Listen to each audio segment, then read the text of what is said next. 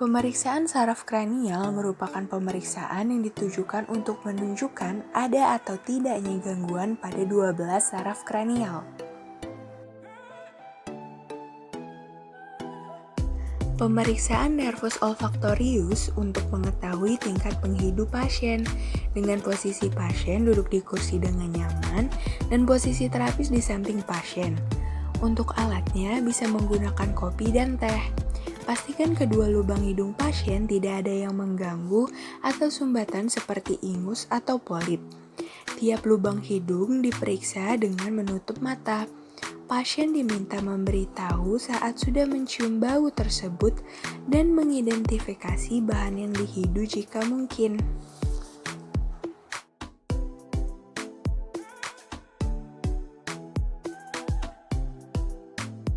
Interpretasi yang pertama normosmia, kemampuan menghidu normal.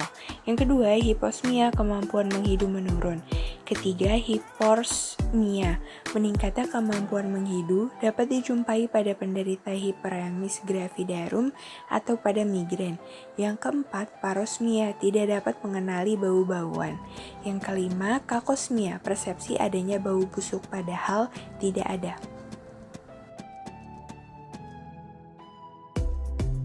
Pemeriksaan nervus opticus untuk mengetahui tajamnya penglihatan dengan posisi pasien duduk di kursi dan posisi terapis berjarak 3 meter dari posisi pasien.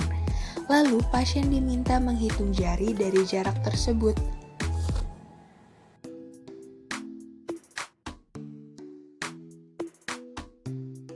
Pemeriksaan nervus oculomotoris untuk memeriksa gerakan pada bola mata dengan posisi pasien duduk dengan nyaman dan posisi terapis berada di samping pasien. Lalu pasien diminta melirik terus ke satu arah, ke kanan, ke kiri, ke atas, dan ke bawah selama jangka waktu 5 atau 6 detik. Jika ada nistagmus, hal ini akan terlihat dalam jangka waktu tersebut. Tetapi, mata jangan terlalu jauh dilirikan sebab hal demikian dapat menimbulkan nistagmus pada orang yang normal. Pemeriksaan nervus trochlearis untuk memeriksa posisi kelopak mata. Dengan posisi pasien duduk dengan nyaman dan terapis berada di samping pasien.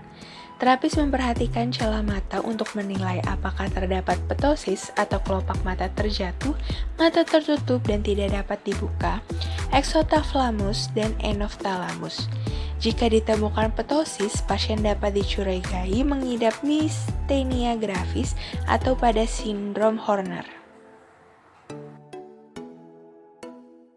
Untuk mengetahui kondisi sensoris nervus trigeminus, terapis dapat menyiapkan kapas dan jarum, lalu mengenalkan sensasi sentuhan tersebut kepada pasien, lalu menginstruksikan pasien untuk memejamkan mata. Dan terapis memberikan rangsangan dengan kapas dan jarum pada dahi, pipi, dan rahang bawah pasien. Terapis menanyakan pasien mengenai sensasi apakah rangsangan yang diterima dapat dirasakan dan apa jenis rangsangannya.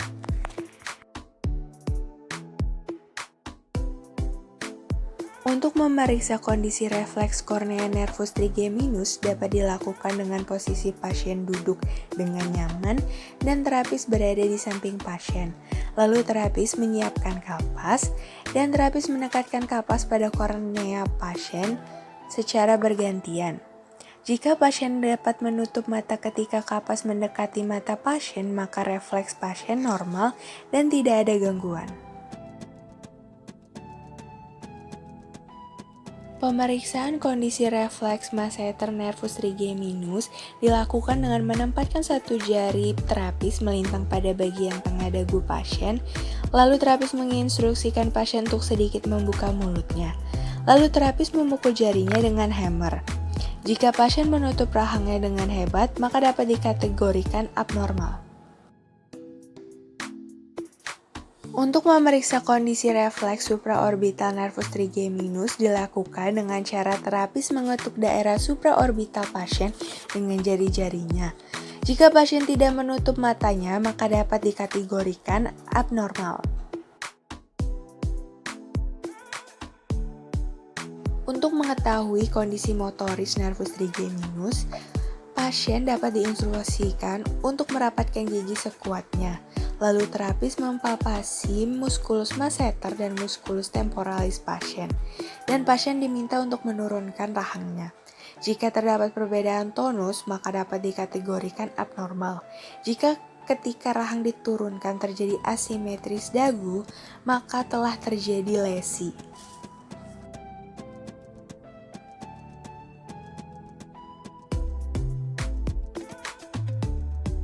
Pemeriksaan nervus abducens dilakukan dengan terapis memfiksasi bagian dagu pasien, lalu menempatkan pena pada posisi vertikal sejauh 50 cm dari mata pasien.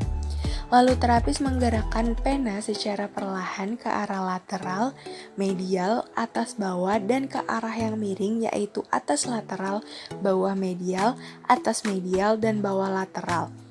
Lalu terapis menanyakan kepada pasien apakah melihat ganda atau diplopia. Bila tidak dapat menggerakkan mata ke arah lateral parese musculus rectus lateralis yang dipersarafi oleh nervus cranialis 6. Bila tidak dapat menggerakkan mata ke arah medial bawah parese musculus obliquus superior yang dipersarafi nervus cranialis 6. Pemeriksaan nervus facialis dilakukan dengan memperhatikan wajah kiri dan kanan, meliputi lipatan dahi, tinggi alis, lebar celah mata, liputan kulit nasolabial, dan sudut mulut. Lalu pasien diminta untuk mengangkat alis dan mengerutkan dahi, menunjukkan gigi, mencucurkan bibir atau bersiul, dan mengembungkan pipi.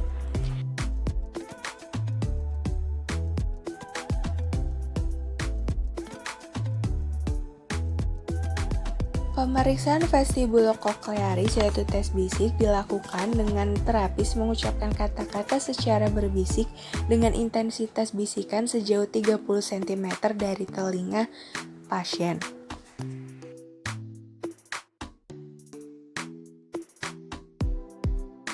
Pemeriksaan nervus vestibulococlearis tes Arjoli yaitu dengan cara pasien diminta mendengarkan detik arloji yang mula-mula telinga kanan, kemudian dilakukan dengan telinga kiri.